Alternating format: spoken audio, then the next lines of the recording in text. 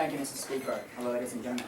Our stance is very clear. We do not always support, academic ability. We do not define the good is always academic ability or ability. We think that as the government side said, good means, diverse, such as, kindness or, the charitiness or that kind of good characterization or so forth. We think that is, the exact means good, and that kind of interpretation is diverse. And we think that is why, these dominant, these narrative that, good always wins should be dominant in our society to succeed in our after entering society. So I'm going to talk about two things in my speech. Firstly, why this kind of narrative should be dominant, even though there is some kind of other narrative in the first place. When we consider the nature of society or reality of the society, and we referring to the purpose of education. Secondly, I'm going to talk about thanks to these narratives, we can encouragement the children into the way such as it is it is okay that children pursue academic ability, or it is okay children will pursue their charitiness or kindness, or to succeed in their humanity or so forth in the company or so forth. We think that is the benefit of the art side. No, thank you. But before I say the rebuttals, so the opening government talk about nihilism or so forth, but we think that rather if the teacher do not teach the children that academic ability is something important in our society, the children recognize firstly after entering the society. For example, going to the company, they cannot promote because they do not have a good academic background or so forth, or these people recognize that if they fail to entering the university or so forth, we think that rather if the teacher did not teach that kind of academic ability is something important, these children feel that they are betrayed. No, thank you. So they talk, and then Deputy Prime Minister talk about if when we look at the children who fail the test, we label them loser or so forth. But we think these kind of things is not good in the first place. No, thank you. We think that we should always also teach the children, if we help these people who are not good at the studying is good, or that these characterization is good. If you save these poor people by teaching them to improve the academic ability of them, we think it's good characterization, or we think that it's good. No, thank you. We think that we also teach them and these people are highly likely to flourish into the society in the job placing. For example, if the people are cooperative in the company, they are they are appreciated, they are that kind of characterization or kindness, and they will be chosen president or so forth, or they can promote more likely to compare to the people who have bad characterization or who have that kind of very no, thank you. That kind of sarcasm or so forth. We think that is the nature of the dominant narrative in the first place.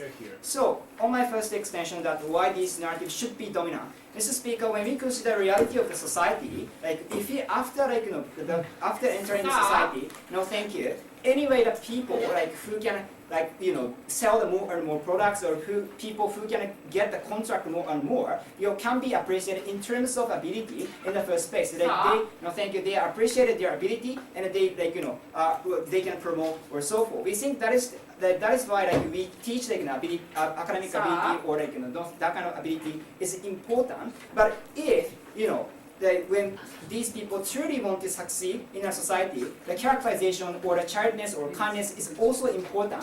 We combine these ability and these characterization. No, thank you. These people are highly likely to promote. For example, no, thank you. If the workers who try to help their colleagues or so forth, these people's characterization will be appreciated or evaluated, and they are highly likely to promote or so forth. We think that is also that is the very no, thank you, the way for these people to succeed in our society. And for example, in other places, for example, music or artistic places or so forth. Anyway, no, thank you. These each field pursue their own value or pursue their own that kind of profit in the first place. Meaning the people who have more ability to make the good number, no, thank you, or good work or art or so forth can be appreciated by others. We think that is also the nature of these these like competition, and we Ah. teach these these people that anyway somehow like ability is also important. But we think that when we consider like these narratives, we also like teach that even if you have like good academic ability, or even if you have like good artistic like sense, like if you are so like sarcastic, or if you are so if you are disliked by others, you cannot succeed in our society. We think that is we define that these people who have ability but who do not like promote, or who are hated by others, is a loser in our society, or so forth. We think that is why we think that is why like anyway we can teach these people like no thank you in a diverse way, that good doesn't always means like academic ability, but also like people who have that kind of kindness, or who have that kind of childness to help or to cooperate with each other, and to like make our society develop. Closing. Please tell us why always winners are good.